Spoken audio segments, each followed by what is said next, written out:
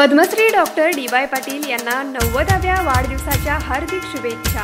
शुभेच्छुक doctor Sanjay Patil, आमदार सतेज पाटील, माजी आमदार ऋतुराज पाटील, पृथ्वीराज पाटील, तेजस पाटील, देवश्री पाटील आणि डी.वाय. पाटील ग्रुप। पन्हाळा तालुक्यातील येवलूस येथे कोल्हापूर शेती उत्पन्न बाजार समितीचे माजी संचालक व काँग्रेसचे नेते शशिकांत आटनाईक यांनी 500 कार्यकर्त्यांच्या सह आमदार डॉक्टर विनय कोरे यांच्या उपस्थितीत जनसुराज्य शक्तीत जाहीर प्रवेश केला।